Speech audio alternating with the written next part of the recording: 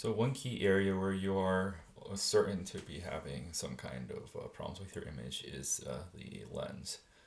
So no lens is optically perfect. They all create some level of distortion, and frequently they will allow more light in the center of the lens, and then in the corners of your image it'll be darker, and then also, there's other problems that can happen, like chromatic aberrations, which essentially means that you have a transition from very bright to very dark. There will be weird color fringing around the edges of these transitions. So, the lens correction is intended to correct these things. So, there's an automatic correction here for the chromatic aberrations. So, in this specific image, there's probably not going to be a lot of chromatic aberrations because it's lit from the front of the image. Usually, you get problems when you're shooting something that's backlit or there's a bright object in the image, like a star potentially or something could have this, or on the moon. This very frequently has this. When you take images of it, you often have to go through a few steps of removing the different types of aberrations around the edges of the moon. But this image, right, we can just check the box here and go with that, and it'll probably remove anything that's here. Then we have the profile corrections.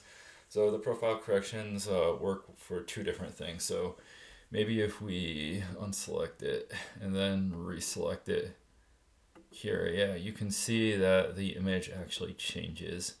So what this is correcting for is known distortion in the lens, right?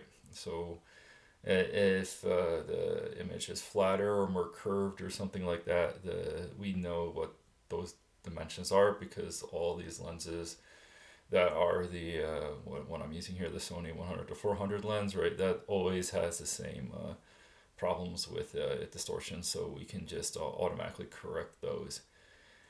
And you can see here that automatically it selected my camera, my lens, and everything based off of the metadata in the image.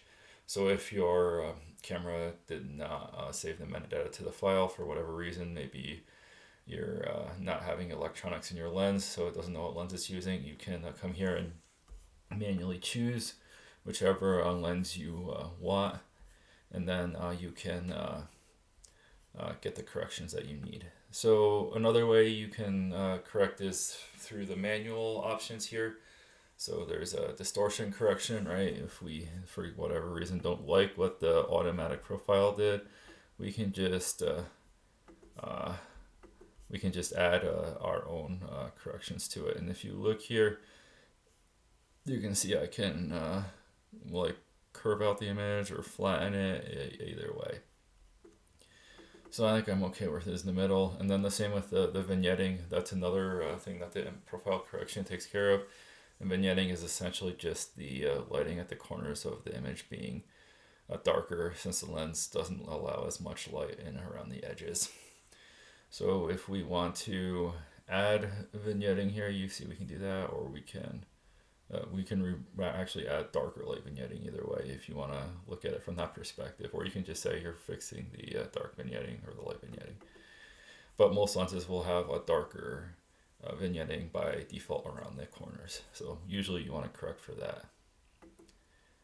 So if you just don't like the profile, like automatic correction, you can actually cover this whole process by yourself.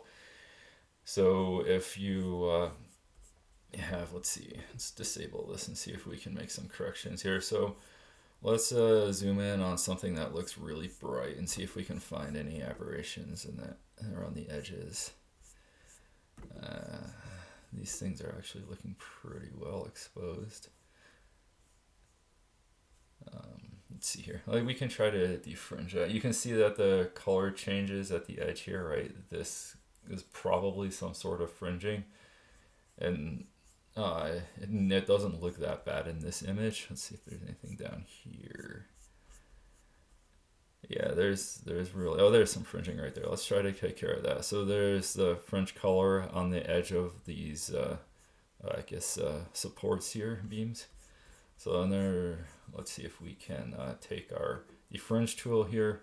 we can go here and say, oh, we want to fix the color here. So if we click on there, it will automatically remove it. So you can see the fringing color is much less prominent.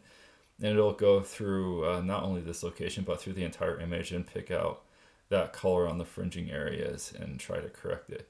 Right, another place we could try to correct it is on these rocks here, right? The fringe color is pretty bad there as well. So that's another area where you might actually have some level of fringing here, right? Yeah, you can't. And you have to be careful that you're actually selecting colors that are correctable, right? And so if they're too dark or too light, right, it'll just throw its hands up and say you can't fix it. But that's basically what the auto chromatic aberration tool is doing. It goes through your image and finds fringing like this and like tries to fix it. And then obviously this has got the same type of tools as you have in the automatic profile, so you could just fix the distortion yourself. Obviously this can create some pretty bizarre effects, so probably you want to make small adjustments if any there. And then finally we have the vignetting tool here, right, which is very similar to the vignetting tool that you had with the auto profile. So yeah, so basically that's how the manual lens correction works.